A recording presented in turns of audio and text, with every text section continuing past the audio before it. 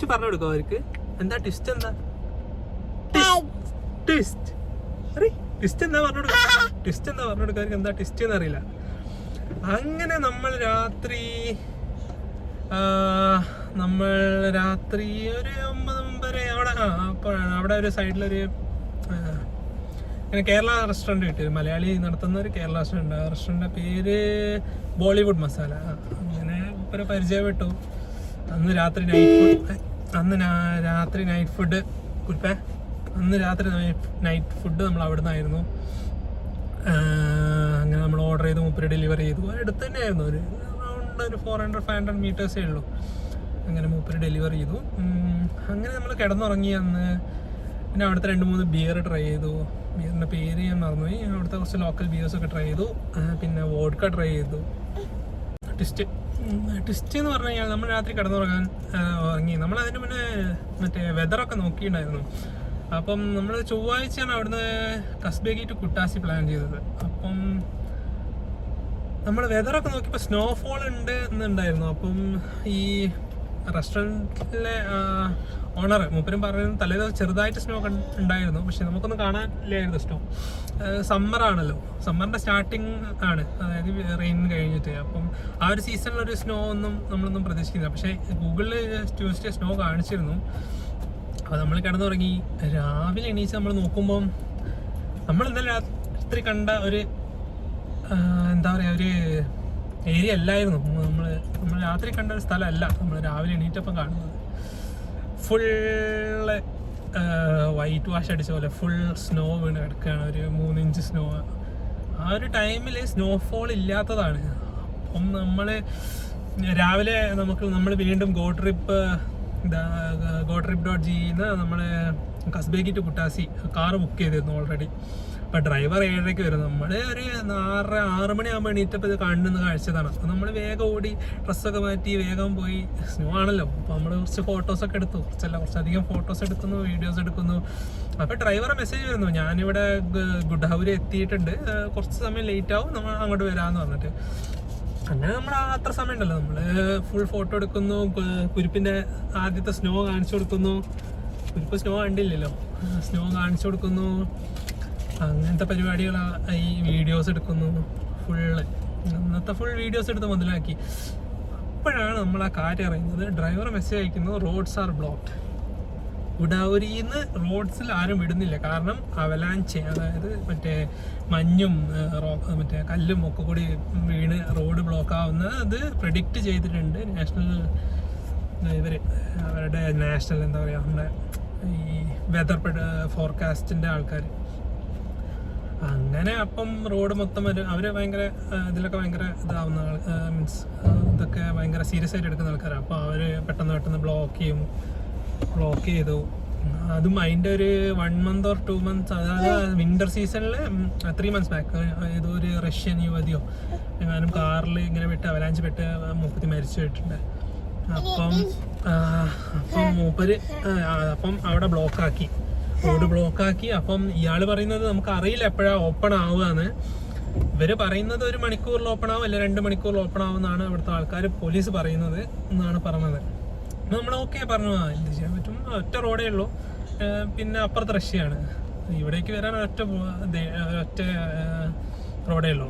അതായത് ഇത് റഷ്യൻ്റെ ബോർഡറിലാണ് ഈ കസ്ബേഗിൽ നിന്ന് ഒരു 13 kilometers പോയി കഴിഞ്ഞാൽ റഷ്യയാണ്. അപ്പം നമുക്കൊന്നും ചെയ്യാനില്ല. പിന്നെ നമ്മൾ കുറച്ചും കൂടെ ഫോട്ടോസ് എടുക്കുക, സമയമുണ്ടല്ലോ. അപ്പം നമ്മളിങ്ങനെ കൂളായിട്ട് ഫോട്ടോസ് എടുക്കുന്നു, ബ്രേക്ക്ഫാസ്റ്റ് കഴിക്കുന്നു, അങ്ങനെ ഓരോ പരിപാടികളായിട്ട് നിൽക്കുന്നു. സമയം പോകുന്നു. 1 മണിക്കൂർ കഴിഞ്ഞു, 2 മണിക്കൂർ കഴിഞ്ഞു, 3 മണിക്കൂർ കഴിഞ്ഞു.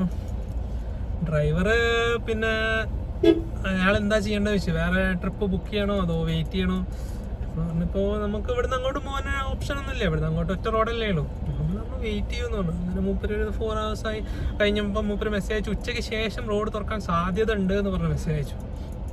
അപ്പോൾ ഓക്കെ, എന്നാൽ പിന്നെ വെയിറ്റ് ചെയ്യാം. എന്തായാലും ഉച്ചയായി നമുക്ക് അവിടെ കുട്ടാസിയിലേക്ക് എത്താം എന്നുള്ളതിൽ നമ്മൾ അവിടെ വെയിറ്റ് ചെയ്തു, വേറെ ഓപ്ഷൻസ് ഒന്നുമില്ലല്ലോ. അങ്ങനെ നമ്മൾ വെയിറ്റ് ചെയ്തു.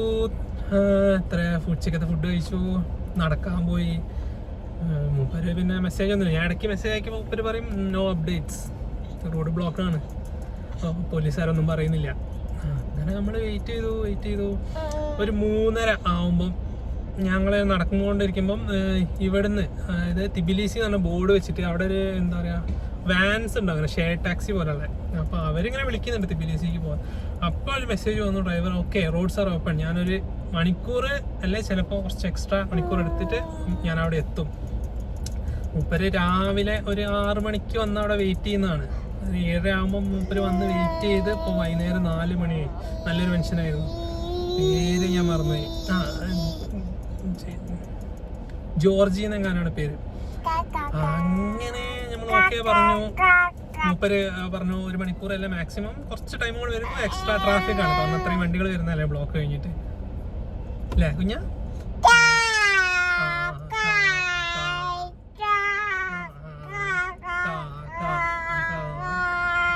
ഓക്കെ, ഞങ്ങൾ പറഞ്ഞു എന്തായാലും കുട്ടാസിലെ നമ്മൾ കാൽക്കുലേറ്റ് ചെയ്തത് ഒരു 5.5 hours ആണ്. അപ്പം അറൗണ്ട് നമ്മൾ പ്ലാൻ എന്ന് പറഞ്ഞു കഴിഞ്ഞാൽ ഒരു 5 o'clock ഇറങ്ങിയാൽ നമുക്ക് അവിടെ ഒരു 12 o'clock എത്താമെന്നായിരുന്നു. മൂപ്പര് ഏകദേശം ഒരു 5 o'clock ആകുമ്പം, അത് 4:45 ആകുമ്പോൾ മൂപ്പരെത്തി. നമ്മൾ കയറി. മൂപ്പരത് ഒരു ഫോർഡ് സി മാക്സ് എന്ന് പറഞ്ഞ വണ്ടിയായിരുന്നു. ഞാൻ ഈ ട്രിപ്പിൽ ബുക്ക് ചെയ്തത് മൊത്തം ഫോർഡിൻ്റെ വണ്ടികളാണ്. കോയിൻസിഡൻസ് ആയിരിക്കാം. സോ ഓക്കെ, മൂപ്പര് വന്നു. ഓക്കെ, അപ്പോൾ നമ്മൾ കയറി, നമ്മൾ പോവാണ്. അപ്പോൾ വണ്ടികൾ ഇഷ്ടം പോലെ വന്നുകൊണ്ടിരിക്കുന്നു, ട്രാഫിക് അതിന്. മൂപ്പര് ആദ്യം വന്നതിനോണ്ട് മൂപ്പര് ഫസ്റ്റ് കയറി, വണ്ടികൾ വീണ്ടും വന്നുകൊണ്ടിരിക്കുകയാണ്. നമ്മൾ പോകുമ്പോൾ കാണുന്നത്, നമ്മൾ അവിടെയൊക്കെ സ്നോ ഉണ്ടായിരുന്നു, ഇവിടെ എത്തിയപ്പോഴത്തേക്ക് നല്ലൊരു ആളെ കാലിൻ്റെ മുട്ടിൻ്റെ മുകളിലെ ഹൈറ്റിൽ ഫുൾ 2 സൈഡിലും സ്നോ ആണ്. ബാക്കി നടുവിലൊക്കെ ക്ലിയർ ചെയ്തിട്ടിട്ടുണ്ട്. ടണൽസ് ഒക്കെ ഓപ്പൺ ആണ്. ടണൽസിൻ്റെ സൈഡിലുള്ള റോഡൊക്കെ ബ്ലോക്കാണ്, ടണൽസ് ഒക്കെ ഓപ്പൺ ആണ്.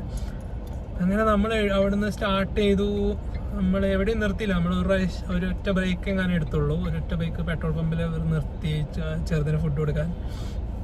ആ ഒരൊറ്റ ഇതേ എടുത്തുള്ളൂ. നമ്മൾ ഡയറക്റ്റ് പോയി. നമ്മൾ അവിടെ ഒരു അറൗണ്ട് ഒരു 11 o'clock ആകുമ്പോൾ നമ്മൾ കുട്ടായിസി എത്തി. അവിടെ റൂം ഞാൻ ബുക്ക് ചെയ്തിരുന്നു. അവിടുത്തെ റൂമിന് ഏകദേശം റേറ്റ് ആയത് 450 ജെല്ലാണ്. 450 ജെൽ എന്ന് പറഞ്ഞാൽ ഏകദേശം ഒരു 14,000 rupees, 7,000 something per day, including breakfast. 2 days breakfast.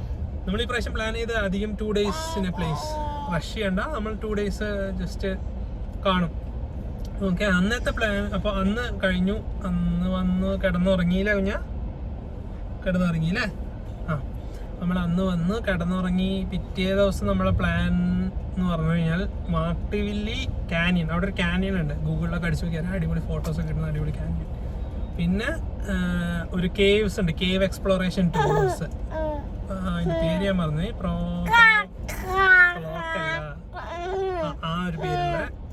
ആ പേരുള്ള കേവ്സ്. ഓക്കെ, അപ്പൊ അന്നത്തെ ദിവസം കഴിഞ്ഞു. ഇനി നമ്മൾ നാളെ കേവ് എക്സ്പ്ലോറേഷന് പോവാണ്. അത് നമ്മൾ ബുക്ക് ചെയ്തത് GoTrip.gg ചെയ്തിട്ടാണ്. കാരണം ഇവരുടെ സർവീസ് ഭയങ്കര റിലയബിൾ ആണ്. ഡ്രൈവേഴ്സൊക്കെ ടൈമിന് വരും, ഇംഗ്ലീഷ് സംസാരിക്കും. അവിടുത്തെ ഒരുവിധം, അതായത് 99% ആൾക്കാരും റഷ്യൻ അല്ലെങ്കിൽ ജോർജിയൻ ഭാഷ മാത്രമേ അവർക്ക് അറിയുള്ളൂ. നമുക്ക് ട്രാൻസ്ലേറ്റർ ഉപയോഗിച്ച് മാത്രമേ മനസ്സിലാവുള്ളൂ. ഒരു മഴ, അതായത് റെയിൻ എന്ന് പറഞ്ഞാൽ വരെ അവർക്ക് മനസ്സിലാവില്ല എന്താ സംഭവം എന്നുള്ളത്. അതുകൊണ്ട് നമ്മൾ എപ്പോഴും ബുക്ക് ചെയ്യുമ്പോൾ most of the times English speaking ഗൈഡിനെ സെലക്ട് ചെയ്തിട്ട് ഫിൽട്ടർ ചെയ്തിട്ടാണ് അവരെയാണ് ബുക്ക് ചെയ്യുക. റേറ്റിംഗ് നോക്കിയിട്ടാണ് നമ്മൾ ബുക്ക് ചെയ്യുക. ഓക്കെ, അപ്പം ഇനി അടുത്ത ദിവസം ഈ എന്താ പറയുക, നമ്മളെ കോഴിക്കോട് നിൽക്കുന്ന ആൾക്കാർ തുഷാരഗിരി വെള്ളച്ചാട്ടത്തിലേക്ക് പോകുമ്പോൾ ഒരു സ്റ്റെപ്സും അങ്ങനത്തെ കാര്യങ്ങളൊക്കെ ഓർമ്മയില്ലേ? ആ ഒരു സെയിം ഒരു ആർക്കിടെക്ചറിലുള്ള ഒരു ലാൻഡ്സ്കേപ്പാണ്. അപ്പോൾ അവിടെ പോയി ടിക്കറ്റ് എടുക്കണം. അവിടെ എത്ര 20 ജെല്ലോ അങ്ങനെ എന്തോ ആണ് ടിക്കറ്റിന്. 1,600 rupees for 2 people. കിഡ്സിന് എല്ലാ സ്ഥലത്തും ഫ്രീ ആണ്. ഫ്ലൈറ്റിൽ ടാക്സ് മാത്രം കൊടുത്താൽ മതി, ടിക്കറ്റിൻ്റെ പൈസ ഇല്ല. ഓക്കെ, പിന്നെ ഓക്കെ, അപ്പം നമ്മൾ അവിടേക്ക് പോയി. അവിടെ നമ്മൾ ബുക്ക് ചെയ്തത് ഇംഗ്ലീഷ് ഡ്രൈവർ അല്ല, റഷ്യൻ ഡ്രൈവർ ആയിരുന്നു. അവിടെയാണ് ഞാൻ ഈ റെയിൻ്റെ കാര്യങ്ങളൊക്കെ പറഞ്ഞ് മനസ്സിലാക്കാനുള്ള ഒരു ബുദ്ധിമുട്ടുകൾ. പക്ഷെ എല്ലാവർക്കും ഓൾ ഗുഡ് അതൊക്കെ മനസ്സിലാവും. അത് ഒരു വലിയ കിട്ടലാണ്. ഓൾ ഗുഡ് എല്ലാം ഉണ്ടെങ്കിൽ ഓക്കെ ആണെങ്കിൽ ഓൾ ഗുഡ് എന്ന് പറഞ്ഞാൽ മതി. തംസപ്പ് കാണിച്ചാൽ മതി, ആംഗ്യ ഭാഷ. അല്ലെങ്കിൽ ട്രാൻസ്ലേറ്റർ മൂപ്പര് ട്രാൻസ്ലേറ്റ് ചെയ്ത് ഇങ്ങനെ വരച്ച് തരും. പക്ഷെ അത് പല സമയത്തും പലതായിരിക്കും വായിക്കാം. ഡോറ് മൂപ്പര് ക്ലോസ് ചെയ്യാൻ പറഞ്ഞാൽ എനിക്ക് വേറെ എന്തോ ആണ് വന്നത്. അതിനുള്ള കാരണം എനിക്കിപ്പോൾ ഓർമ്മയില്ല, പക്ഷെ അത് കോമഡി ആയിരുന്നു. ഓക്കെ. അങ്ങനെ മാത്തവിലെത്തി, നമ്മൾ ടിക്കറ്റ് എടുത്തു, ഫുൾ കണ്ടു. അതിൻ്റെ വീഡിയോസ് ഞാൻ ഇടാം. വെറുതെ നടന്ന് കണ്ടു. അവിടെ ഒരു ബോട്ടിംഗ് ടൂർ ഉണ്ട്, പക്ഷെ അന്ന് നല്ല മഴ ആയതുകൊണ്ട് അന്ന് അത് ക്ലോസ് ആയിരുന്നു. അതാണ് നമുക്ക് വലിയൊരു മിസ്സായത്. ഓക്കെ, അത് കഴിഞ്ഞു. അവിടുന്ന് ചായ കുടിച്ചു, ബ്രെഡൊക്കെ കഴിച്ചു. അവിടുത്തെ ജോർജിയൻ ബ്രെഡൊക്കെ ഫേമസ് ആണ്. ബിഗ് ബ്രെഡും ഉണ്ട് അവർക്ക്, നോർമൽ ബ്രെഡും ഉണ്ട്.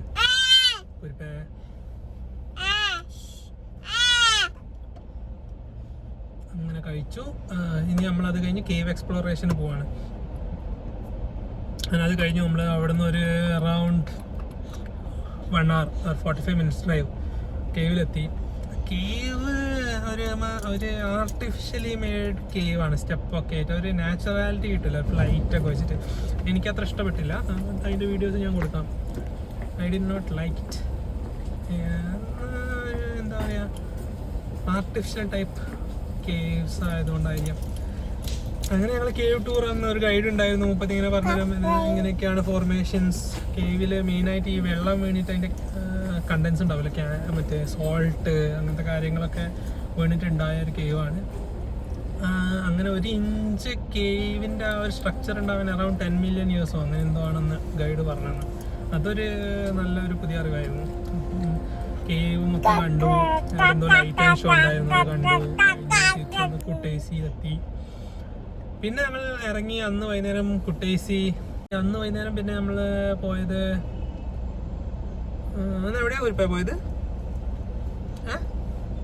അന്ന് എവിടെയാ പോയത് വൈകുന്നേരം കുട്ടേസിയിൽ? അറിയില്ല. അന്ന് ഞങ്ങൾ കുട്ടേസിൽ വെറുതെ കറങ്ങാൻ ഇറങ്ങി. അവിടുത്തെ സ്ട്രീറ്റ്സ് കണ്ടു. യൂറോപ്യൻ ആർക്കിടെക്ചർ, കമ്മിക്സ്, ഓൾഡ് സോവിയറ്റ് എറയിലുള്ള സ്ട്രക്ചേഴ്സ്, പഴയതും പുതിയതിനും മിക്സായ ബിൽഡിങ്സ്, അങ്ങനത്തെ ഒക്കെ ആയിരുന്നു അവിടെ. ഇവിടെ പബ്ബുകള്.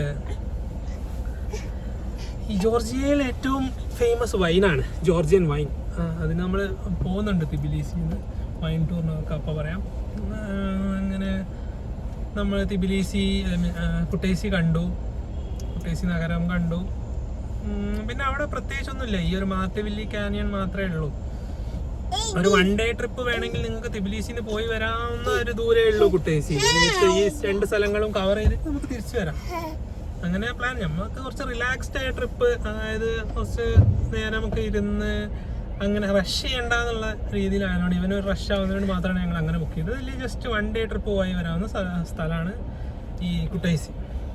പിന്നെ ബാട്ടൂമി ഉണ്ടായിരുന്ന ഒരു ഓപ്ഷൻ, പക്ഷേ ഞങ്ങൾ ബാട്ടൂമിയിൽ പോയില്ല. കാരണം അവിടെ ഞാൻ നോക്കിയപ്പോൾ കണ്ടത് ഫുൾ മോഡേൺ ആർക്കിടെക്ചർ, കാസിനോസ്, അങ്ങനത്തെ കാര്യങ്ങളൊക്കെയാണ്. ഞങ്ങൾ കഴിഞ്ഞ ട്രിപ്പ് സിംഗപ്പൂർ ആയതുകൊണ്ടും ഫുൾ സിംഗപ്പൂരിലെ എല്ലാ സാധനങ്ങളും കണ്ടതുകൊണ്ടും പല സാധനങ്ങളും ഇവിടെ സിമിലർ ആയതുകൊണ്ടും നമ്മളത് ഒഴിവാക്കി. അങ്ങനെ നമ്മൾ കുട്ടേസിന്ന് നെക്സ്റ്റ് ഡേ നേരെ തിബിലിസിക്കായിരുന്നു പ്ലാൻ. അപ്പം നമ്മൾ എന്ത് ചെയ്തെന്ന് വെച്ച് കഴിഞ്ഞാൽ, ജോർജിയൻ റെയിൽവേൻ്റെ സ്വിസ് ട്രെയിൻസ് ഉണ്ട്. അതായത് കുട്ടേസിന്ന് ട്രെയിനില്ല, അവിടുന്ന് ഒരു 12 kilometer അപ്പുറത്ത് റോണി എന്ന് പറഞ്ഞൊരു സ്റ്റേഷൻ ഉണ്ട്. അവിടുന്ന് ട്രെയിൻസ് ഉണ്ട്, തിബിലിസിക്ക് ഡയറക്റ്റ് ട്രെയിൻസ്. അപ്പം അങ്ങനെ നമ്മൾ അവിടുന്ന് ട്രെയിൻ ബുക്ക് ചെയ്തു. അത് ഒരു ഇലക്ട്രിക് ട്രെയിനാണ്, സ്വിസ് മോഡൽ. യൂറോപ്യൻ ട്രെയിൻ എന്ന് പറയാൻ പറ്റില്ല, അത്ര ഒരു മോഡേൺ അല്ല, എന്നാലും കുഴപ്പമില്ല, തരക്കേടില്ലാത്ത ട്രെയിന്. അപ്പം അവിടുന്ന് തിബിലിസിയിലേക്ക് ട്രെയിനിലെടുക്കുന്നത് ഏകദേശം നമ്മൾ കാറിൽ വരുന്ന അതേ ഒരു ടൈം തന്നെ എടുക്കും, നാട്ടിലെ പോലെയല്ല. അപ്പം 9:15 രാവിലെ ആയിരുന്നു ട്രെയിന് കറക്റ്റ് 9:15 എത്തി. അതാണ് ഹൈലൈറ്റ്. 9:15 ട്രെയിൻ എത്തി. നമ്മൾ കയറി അറൗണ്ട് 5.5 hours, അതായത് 1 o'clock തിബിലിസി എത്തുക. നമ്മൾ കയറി ഇരുന്നു. നമുക്ക് ആദ്യം ഞാൻ ഫസ്റ്റ് ക്ലാസ് ആയിരുന്നു നോക്കിയത്. അവിടെ business class, first class, general tickets ആണല്ലോ. അപ്പോൾ ഫസ്റ്റ് ക്ലാസ്സിൽ ബുക്ക് ചെയ്തു.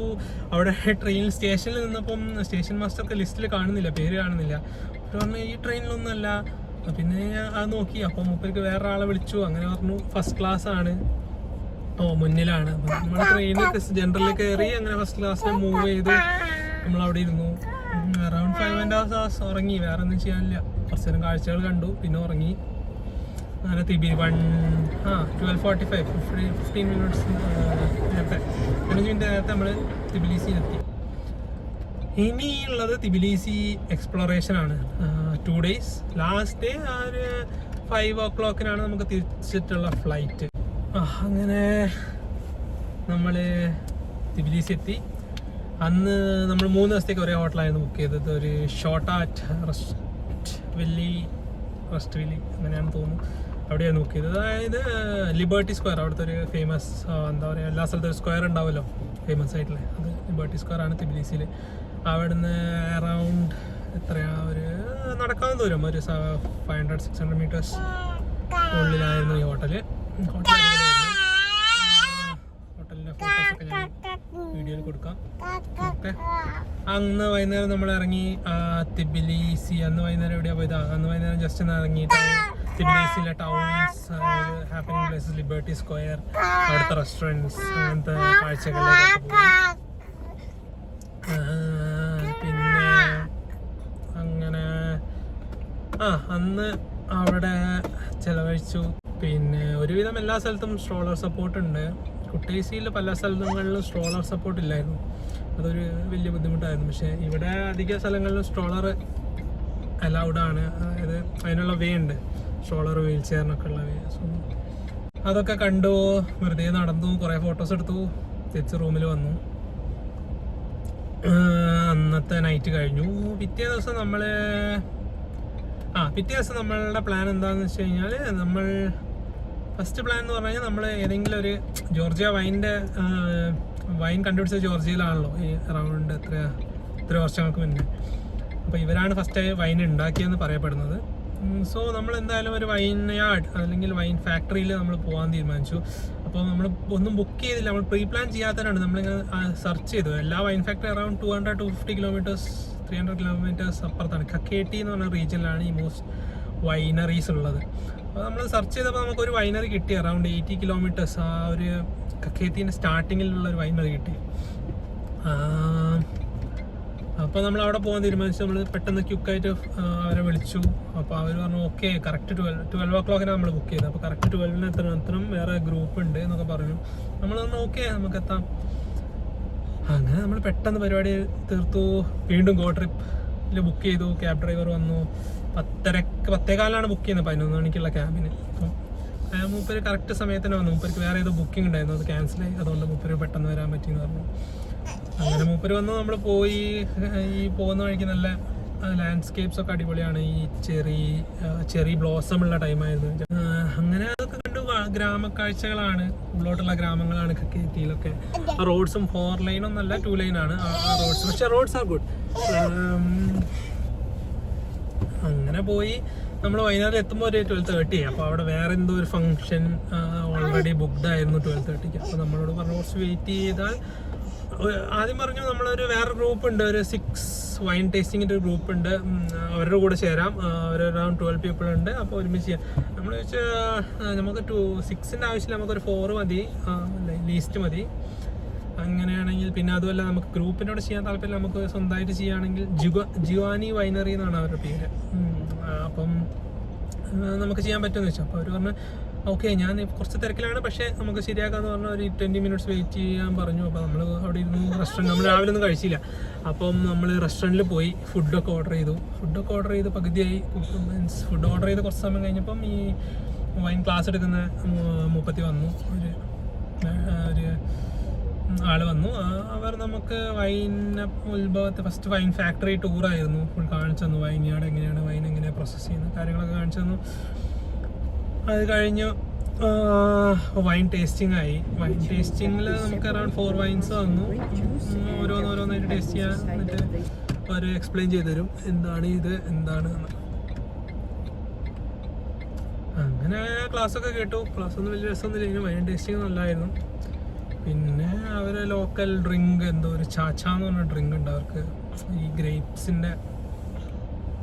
ഗ്രേപ്പ് വാറ്റിയെടുത്തിട്ടുണ്ടാക്കുന്ന ഒരു സംഭവമാണ്. അത് കുടിച്ചു അല്ലേ? കുരിപ്പൊന്നും കുടിച്ചില്ല കേട്ടോ അല്ലേ?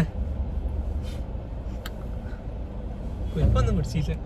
അപ്പം അങ്ങനെ അത് കഴിഞ്ഞു. നമ്മൾ അവിടുന്ന് ഫുഡൊക്കെ കഴിച്ചു. നമ്മൾ കുറച്ച് വൈനൊക്കെ വാങ്ങി നമ്മൾ തിരിച്ചു പോകാം തിബിലിസി.